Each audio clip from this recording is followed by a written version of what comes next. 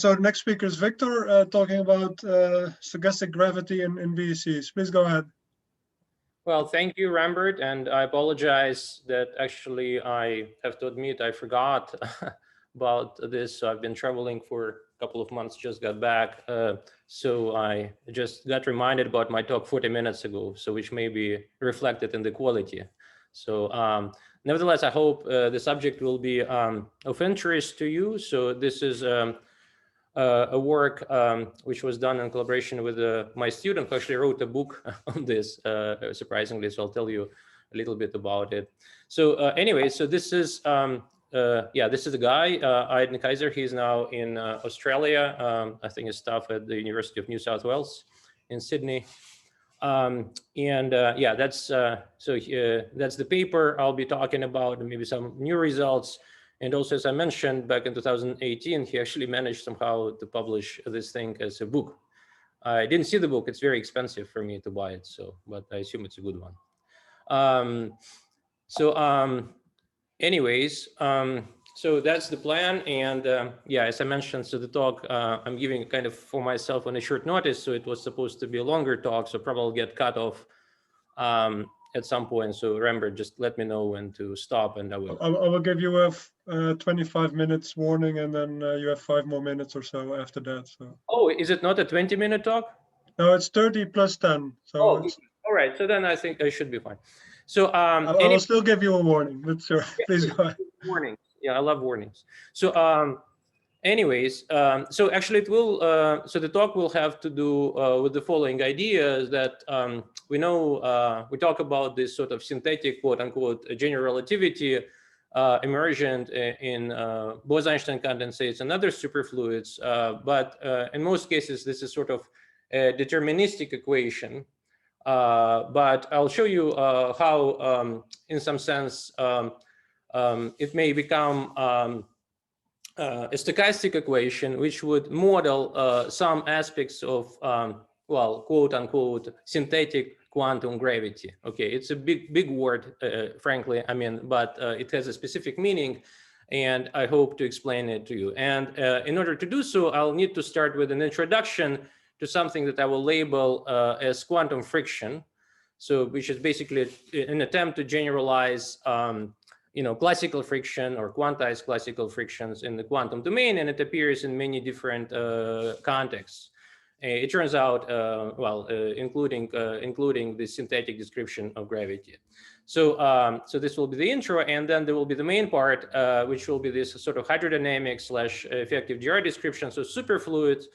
And the main result of this exercise will be a sort of an analog, quote unquote, Einstein equations, which would be also equivalent to some sort of Landau-Khalatnikov equations.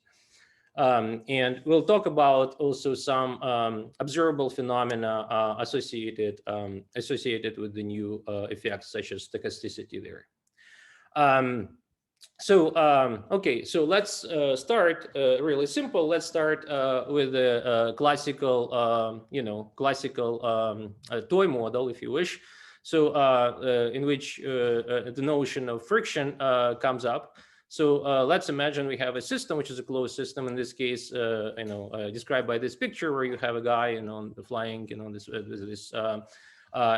parachute, and there is an environment. And the closed system, of course, which is very complicated, is described by a Hamiltonian, which contains all possible variables, including variables we're interested in, like Q and P, the capital Q and P, and many other variables describing the environment. So you can of course write the Hamilton equations of motion, or use the principle of least action. So either way, these are going to be equivalent descriptions, but they're going to be kind of useless, because there are a lot of degrees of freedom you really don't care about. So but if we say, okay, we're not really interested in these other degrees of freedom, I don't really care about the error, about these many variables describing the environment, so let me get rid of them. So in that case, you can still write the equations of motion, of course, and the environment will be replaced with the term in the Bickel-Newton's equations, which we'll call friction. But there is no way to describe it in terms of Hamiltonian, right? So therefore, there comes a problem of how do we generalize something like this to quantum physics, where we start with the Hamiltonian as step one. So essentially, the question is, if you have a quantum system in which you identify an object, quantum object that you care about, and so let's say something you declare as an environment you don't really care about, how you get rid of the latter, and still keep it quantum. And okay. And the idea here, which is well known, of course, it's a reminder. It's nothing we have done. It's been done a long time ago. Is just to stick with the equations of motion, or simply with the Lagrangian description of the system.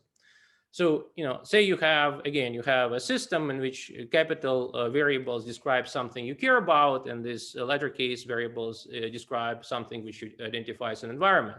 Well, again, for the full system, you could write the Schrödinger equation, but you also could have written a Lagrangian, which are equivalent descriptions, and a Feynman path integral, which integrates over both sets of variables, the one you care about and the one which is the environment.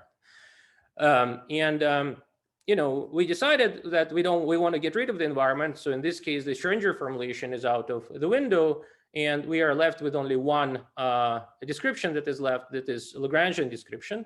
And essentially, quantum friction implies that you're going to say, okay, let me integrate out the environmental degrees of freedom, and whatever comes up. So there will be some bare action, Lagrangian for the quantum particle. And then there will be some addition to it, which results from integrating out these environmental degrees of freedom.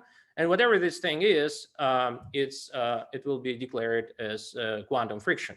So at least that's what I will call it. So, and then you can, you're left with an action which doesn't have any other variables apart from the variable of your particle. You can do various things with it. You can calculate correlation functions. You can minimize it, derive equations of motion, etc., etc.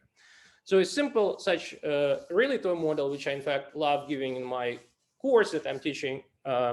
Which gives you really a feeling of why I would want to call it friction, is the following. So it's a particle on a string. So let's imagine that there is such a model. So where you have a string that is kind of elastic string that is allowed to fluctuate, and then there is a particle of mass m attached to the end of the string, which is located at this coordinate z equals 0. So, and it turns out that classically this model is described by the Newton equation, essentially, which has friction. So how to see it is quite simple. So we can write the classical wave equation describing the string, and the boundary condition at z equals 0 will be the force acting on the string from the particle q.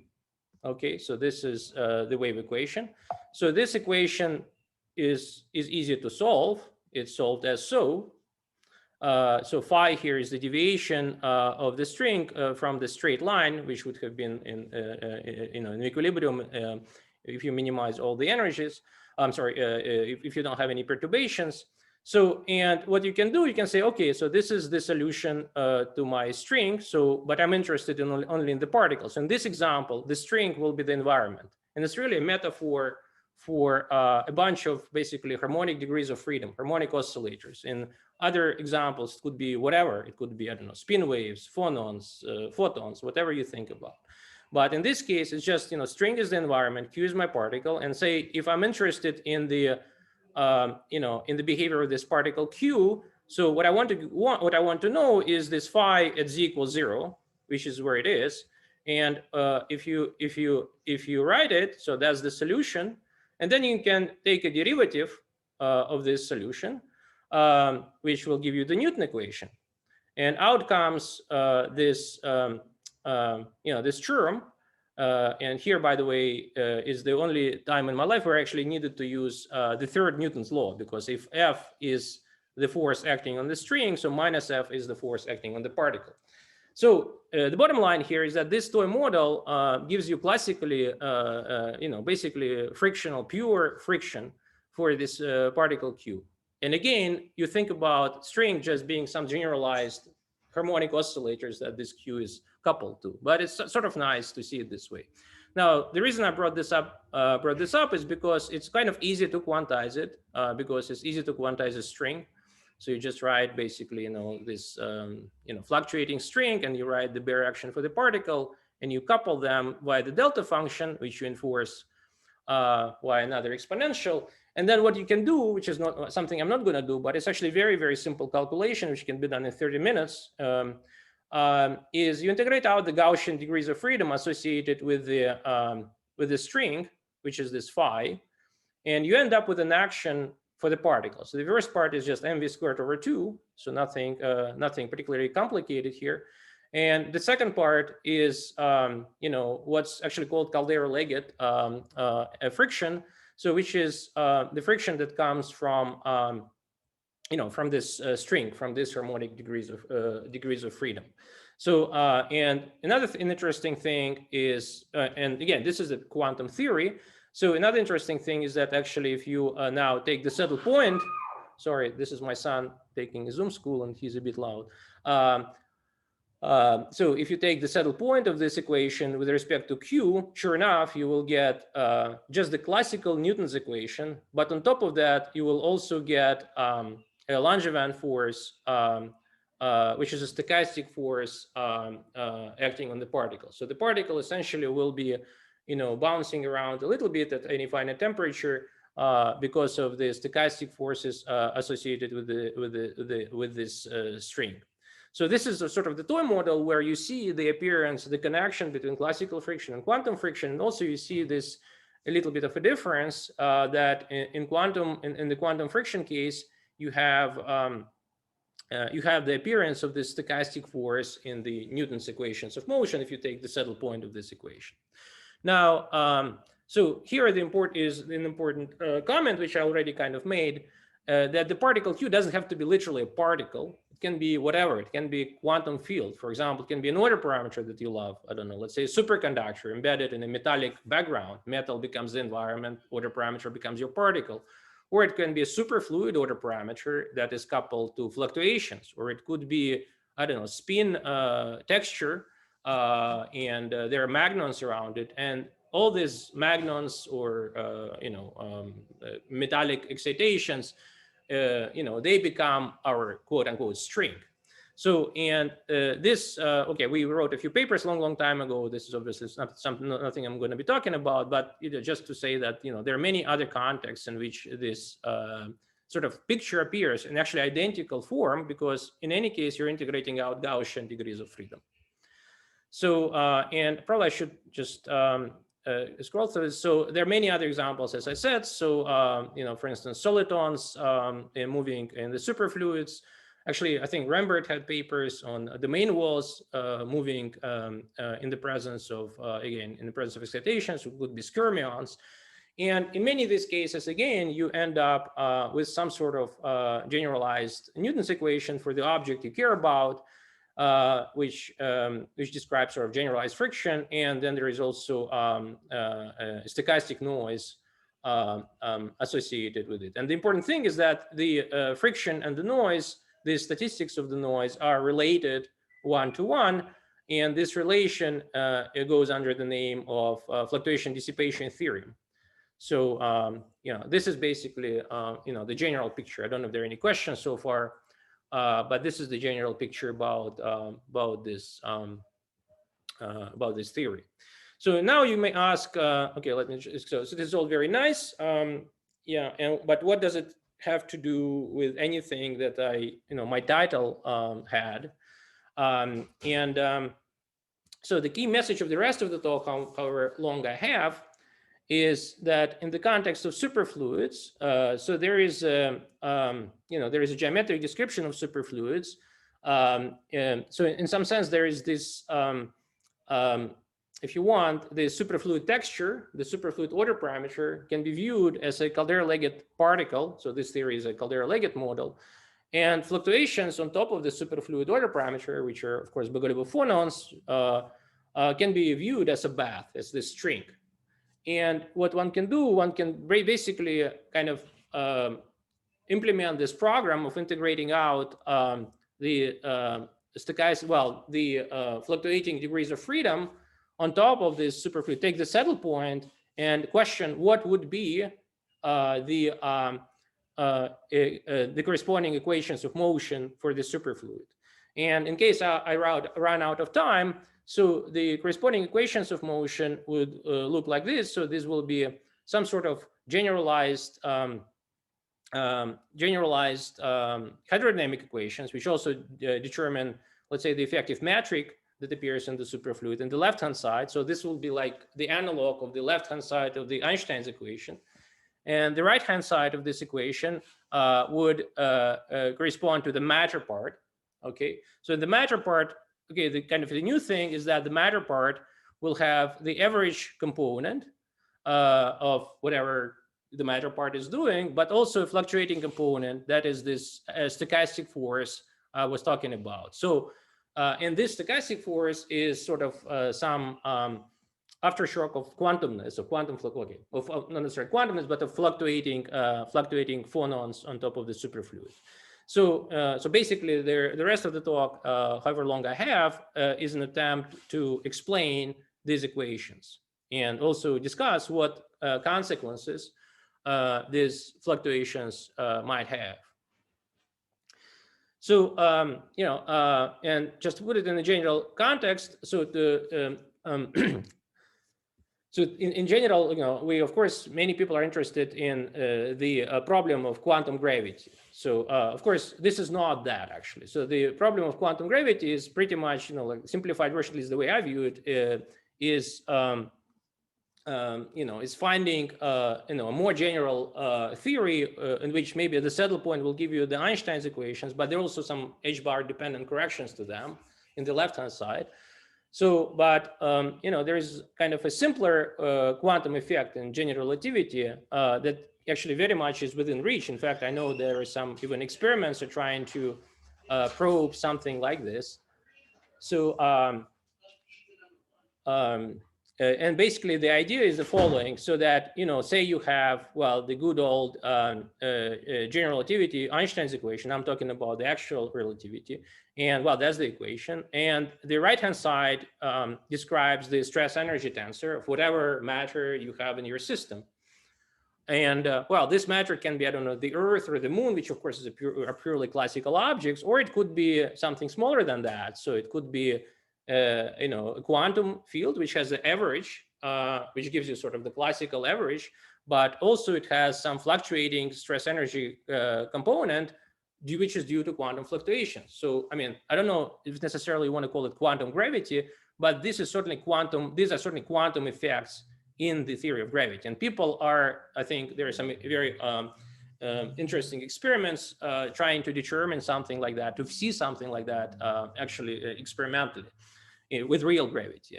So what I'm going to be talking about here, or at least what I advertise here, I may not be able to finish this, so is that, you know, there is an analog gravity that you can cook up in superfluids, and there, such an quote unquote quantum gravity effect is certainly within reach. So I don't know if there are any questions on that. So so basically the idea is that, okay, so if you have this, you know, solve this equation, I give you the configuration of, I don't know, some matter, you're supposed to find me the metric. Now, if this matter happens to be time dependent and fluctuating, for example, well, so will be the metric. So that's an interesting effect, and, you know, we're going to be studying it in the context of superfluids. So I don't know. Again, I apologize that I missed some previous talks in this symposium and this workshop. So I don't know if there have been actually talks on this emergent gravity, which of course was pioneered by Grigory Volovik, who has a kind of a book on this. So, but let me just give you an unnecessary reminder of what I'm talking about. So say, you know, you have just the sound equation, you know, like I'm talking to you now, you know, at least here it's propagating through the air, and there are some sound waves described by this equation with P being pressure.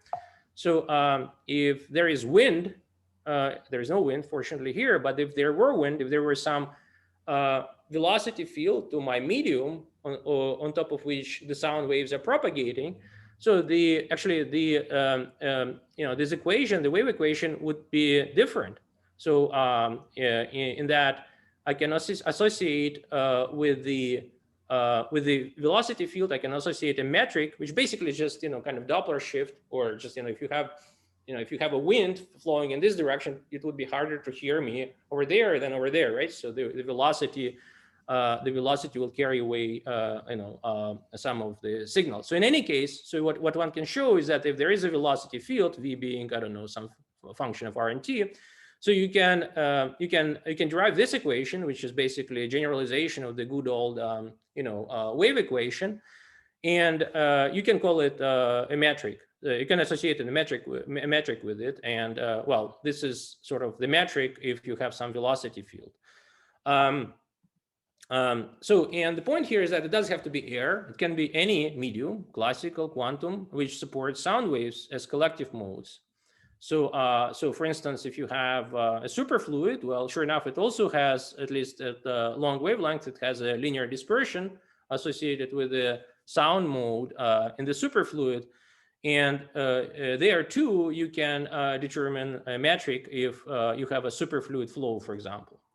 And much talked about phenomenon, which has been claimed to have been observed recently, is that unlike in in general relativity, where the Hawking effect is kind of hard to observe, so here there have been reports that you can observe Hawking effect because obviously, let's say in this case of superfluids, the system is quantum, and if you locally exceed the speed of sound, you're supposed to see a spontaneous generation, if you wish, of a thermal generation of phonons.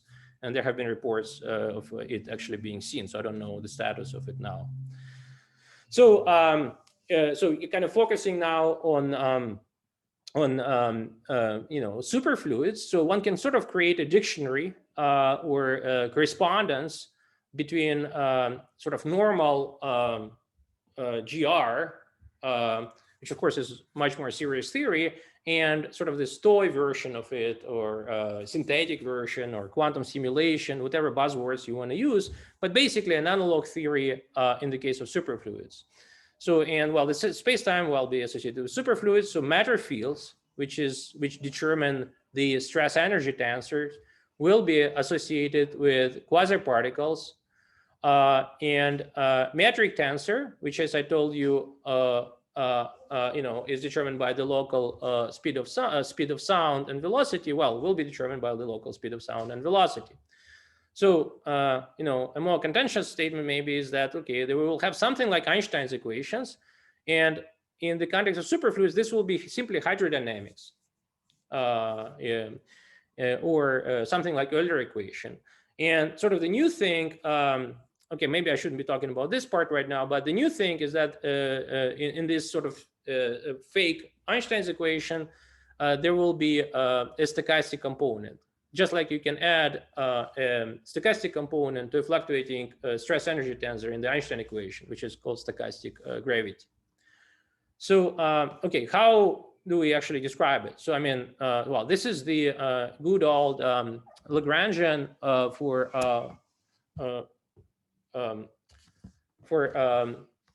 BEC. So basically just mv²/2 for the superfluid order parameter and some interaction. So and if we take a saddle point of it, we get what we call Gross-Pitayevsky equation. That's nothing new here. What surprisingly is not very well known, but it's actually a trivial kind of statement, is that if you just go into cylindrical coordinates, simply that.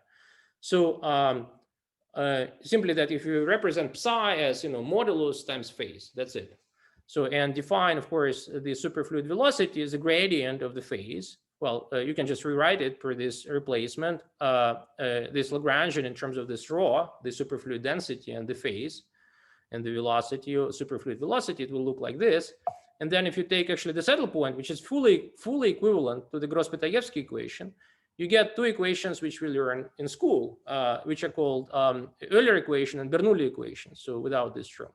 So there is another term here which has to do, which is called quantum pressure. It can be shown actually to be irrelevant if somehow you're in this Lorentz invariant linear regime where your phonon is dispersing linearly. So I'm not going to elaborate on that, but there are regimes, very, very reasonable ones, where you can actually drop it.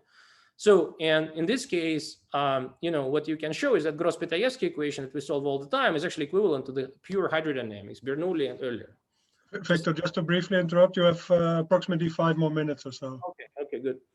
So, and then, okay, and so this is basically, okay, if you want me to connect to what I've been doing before, so, okay, so you can think about this Gross-Pitayevsky equation / Euler Bernoulli equations as my Newton equation, purely classical Newton equation, because the theory of superfluids is, well, Gross-Pitayevsky theory is a classical theory.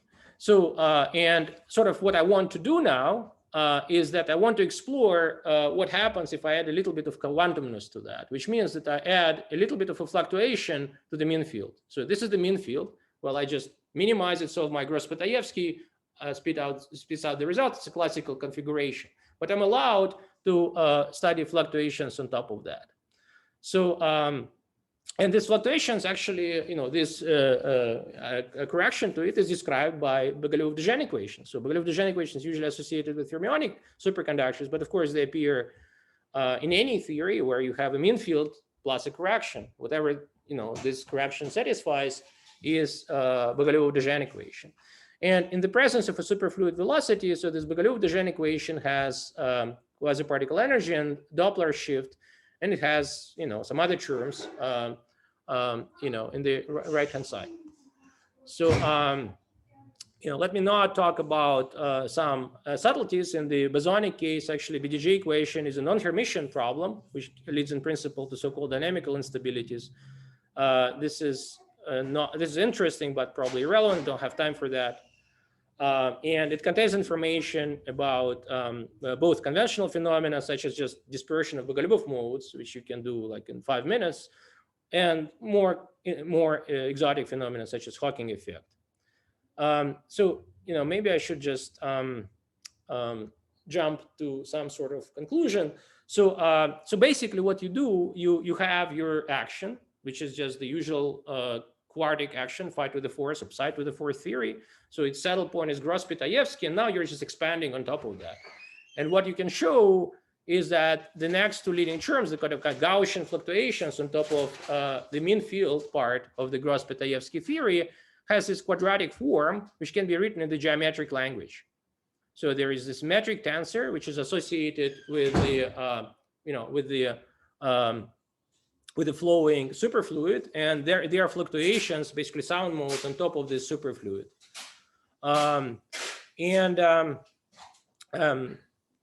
so what you can do, you can consider in the geometric language, you can consider corrections to my quote unquote Gross-Pitayevsky equation. Actually, it's not quote unquote. These are Gross-Pitayevsky equations, which is just the Euler and the Bernoulli equation, and then there is some correction to it due to the matter fields, if you wish. So this part, the left-hand side, sort of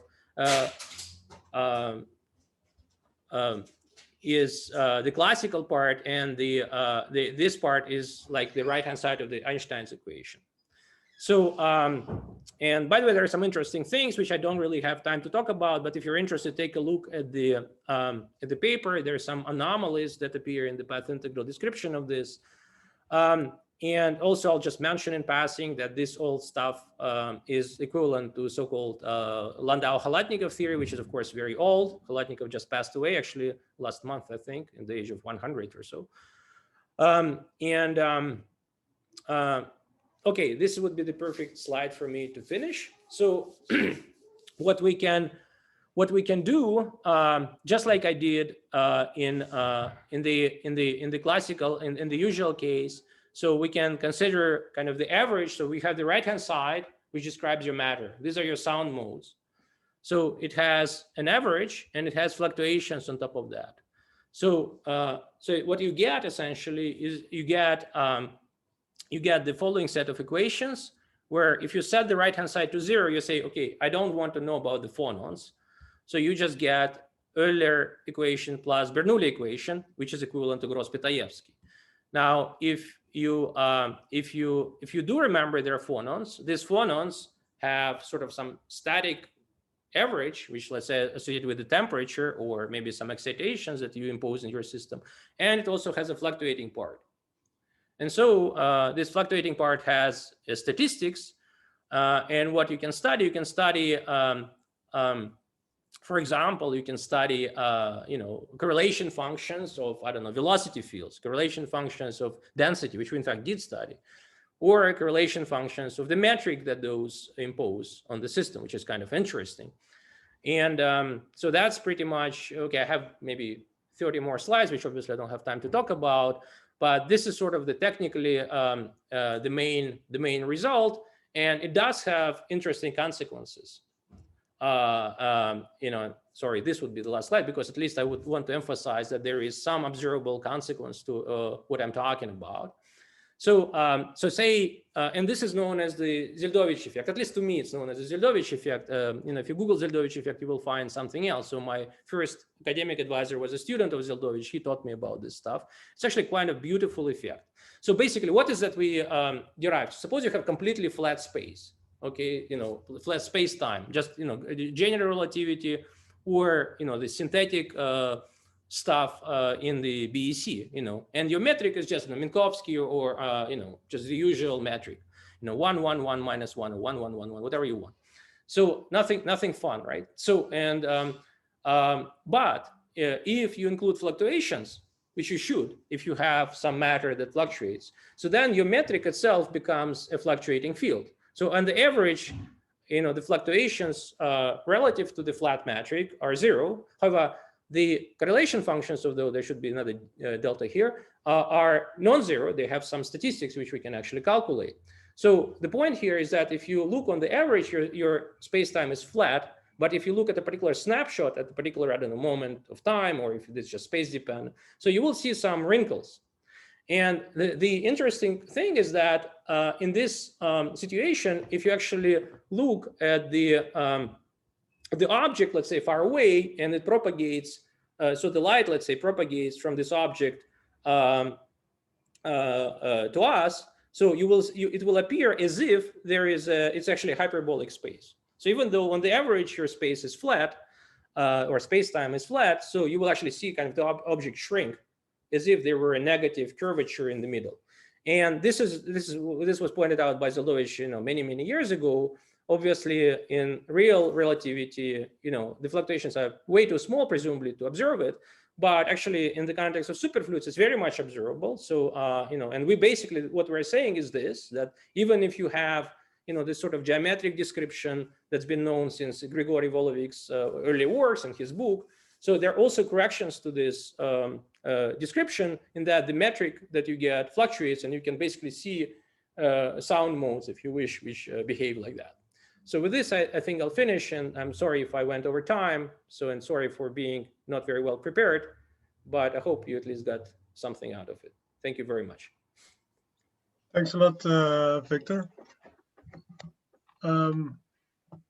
Questions to Victor that people might have? Please go ahead, either unmute yourself or raise your hand.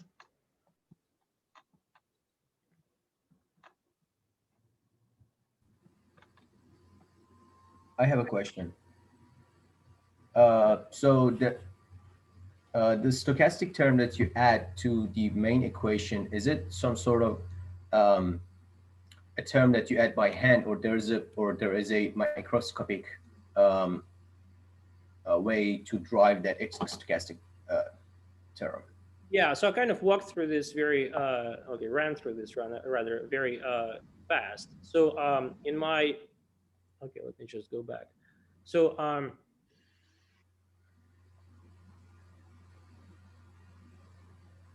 in my introduction, I tried to explain that in general, so when you want to describe a system that has an object you care about and sort of environment you don't really care about, so one way to do so is to integrate out in the Lagrangian formalism the degrees of freedom associated with this environment. So, and as a result of this, you will get a term which I labeled as friction. And if you do have this term and you take a saddle point of this equation, you must get Langevin equation with stochastic force. It actually has kind of a very simple meaning. So suppose you have a particle which is embedded in some environment where the other particles are moving around. And if you move this big particle through my, okay, let me just give you, okay, this for instance, let's say this is your toy system. So you have a big piston here, so that's Q, capital Q, and everything else is the environment. So if I move it, of course, it will experience friction, but it's the exact same effect than Brownian motion. If you don't move it, so the particles bounce off of this, and there is a little bit of jiggling around, sort of associated with this, bouncing off of this piston. So, and you can't separate the two. If you have friction, you must have stochastic motion, vice versa. And that's the essence of the fluctuation dissipation theorem. Now, answering your question, so kind of metaphorically speaking, sort of, because I don't want to write big equations. So Q here is my superfluid water parameter. It is my psi. It has the density of the superfluid. It has its phase, which determines, whose gradient determines its velocity. And my environment are the sound modes, right? So what you normally have is some mean field, and on top of that you have waves. And what I'm doing, I'm integrating out the waves. I'm saying I don't care about those. I only care about my my density and the velocity, which by the way determine the metric if I care about the metric. So as a result of this, I get some term, which which looks pretty scary actually. So, well, I mean, in the geometric language, it looks nice. It has this kind of covariant form, but necessarily not only you get friction term, but you also get the stochastic term. So the stochastic term cannot be separated from what I would call friction. So when you write this right-hand side to your equations, you must have both. You can't have just one. So if I go to my final result, sort of here, so I want to associate. So the left-hand side is like Newton equation. So this part is like friction, and this part psi is fluctuations. And with this cannot exist without the fluctuations per FDT, which also is present here.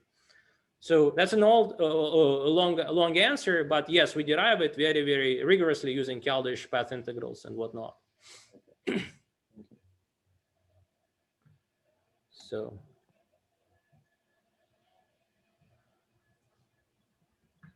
Okay. Can I ask a question? You emphasized that these equations, at least the form looks like hydrodynamic equations. So can you elaborate on this? Is there an interpretation? For example, can I interpret this as like energy conservation and the condensate and the fluctuations that sound modes exchange energy, or can this equation? Well, I mean, first of all, I mean, I don't know if I need to prove that earlier equation, Bernoulli equations, I mean, whatever you call them, and they're as hydrodynamic as it gets, right? So, I mean, okay, it's just the word. And Landau, Khalatnikov had it many, many years ago. Nothing new here. So, but, one has to remember that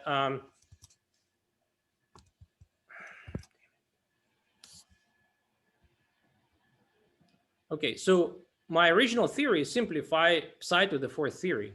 That's it. Okay, that's my theory. So then I am separating my field psi into two pieces, which I declare to be my mean field that I really care about for some reason, and the other part are the fluctuating part. So that's actually is different, for instance, from what you might want to do in let's say fundamental physics, where gravity is, well, fundamentally it's not necessarily coming, well, it presumably is not coming from the matter fields. They're completely different. So here, matter fields and sort of the geometric part are part of initially the same object, which is just the field psi. So and of course there is an exchange of whatever, I don't know, energy, I don't want to just make stuff up, but I mean, these are parts of the same field. Of course they affect each other. Of course there is an interaction between them.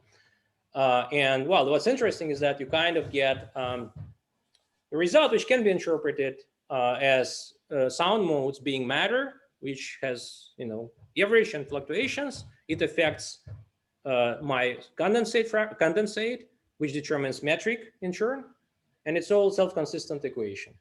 So, but yeah, I see. But this is sort of a microscopic point of view where you start from this micro. And the equations you get, they look like hydrodynamic equations, which basically always are sort of conservation equations of some conserved quantities. Oh, yeah. Yeah. Okay, there are conservation laws, but I mean, this is okay. I'm sorry if I maybe missed your.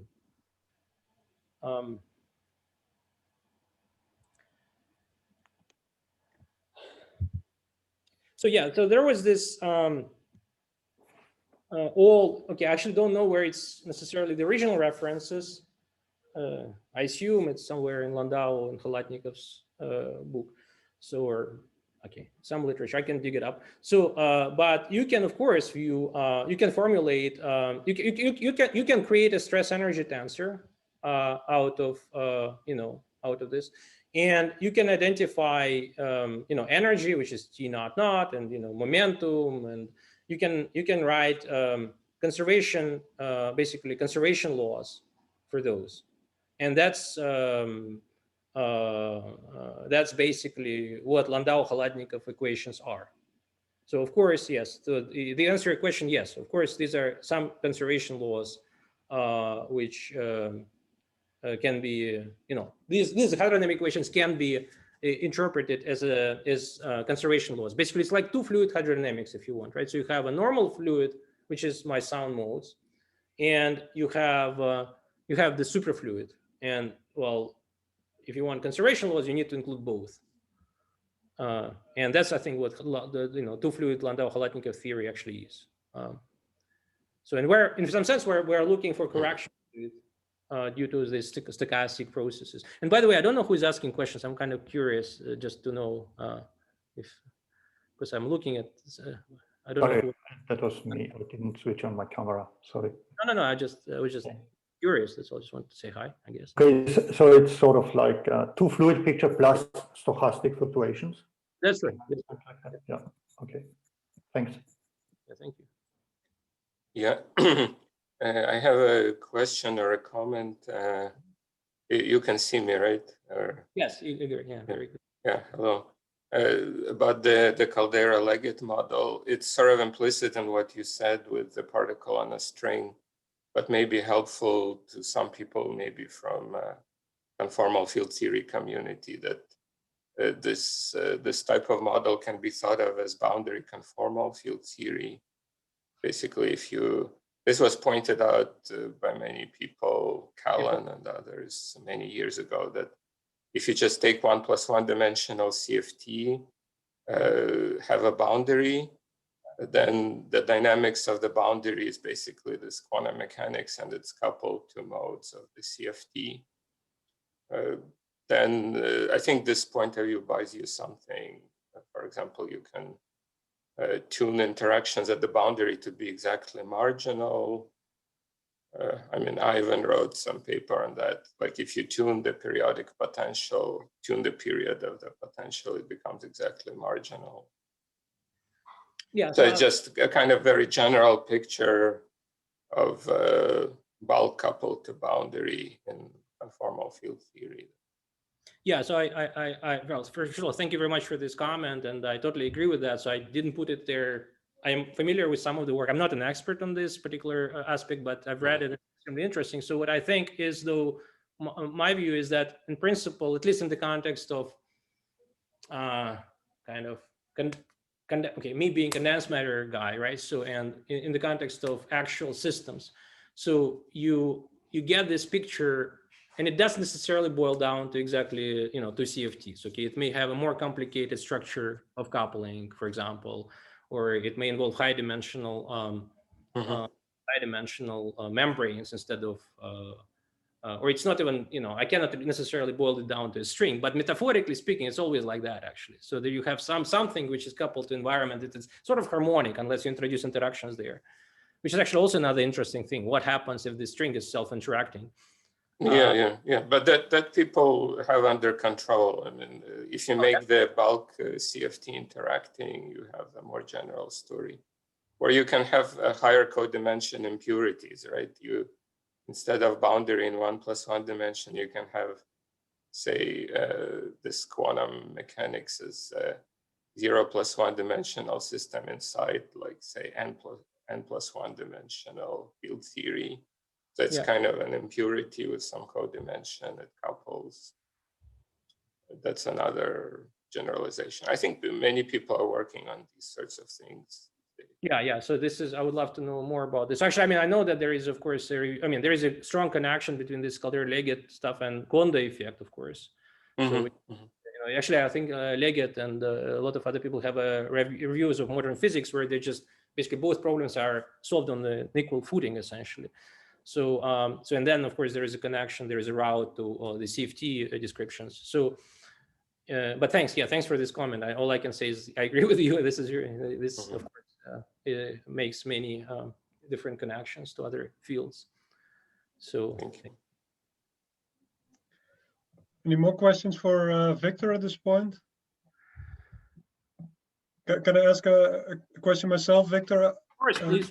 Yes, of course. I mean, in your description, how essential is it that, let's say, the fluctuations and the let's say the mean field and the fluctuations come from the same object? If you would consider like a boson-Fermi mixture and would ignore the fluctuations of the bosons and integrate out the fermions, would you get similar stuff?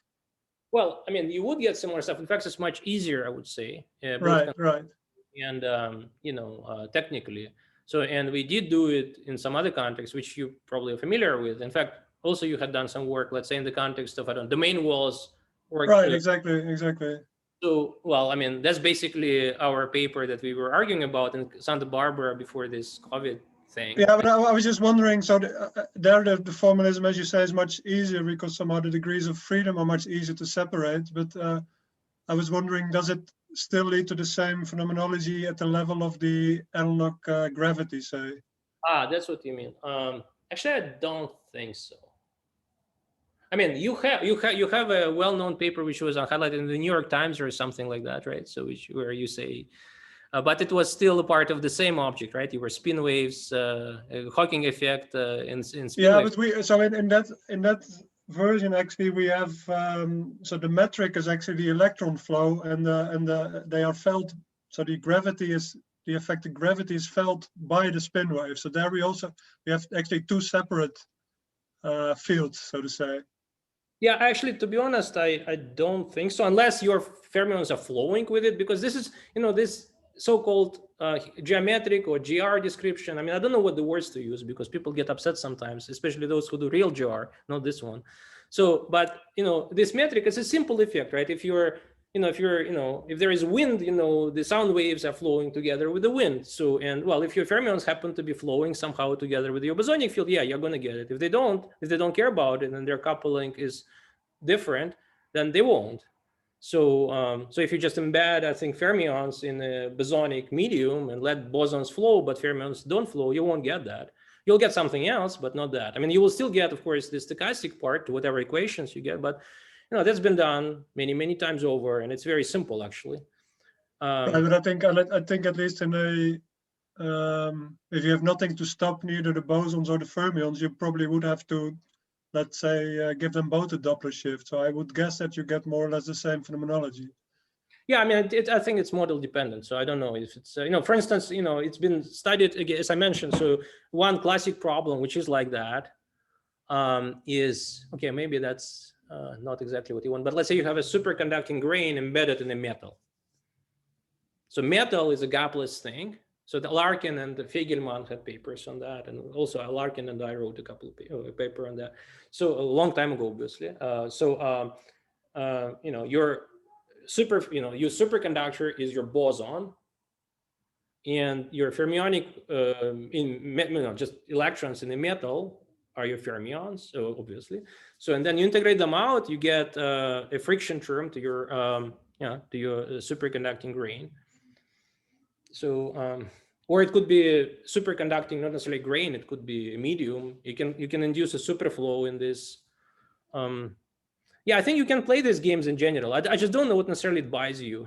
So here, too, frankly. So, I mean, I think what's interesting here is that there is this Hawking effect, first of all. So, for instance, here, what you can study is that you can study, let's say, fluctuations of this horizon or something like that. And then there is this Zeldovich effect, which is kind of neat, in my opinion. So you can at least cook up new phenomena associated with this, you know. Anyway, I don't know. Yeah. Okay. No, I think it's clear. Thanks.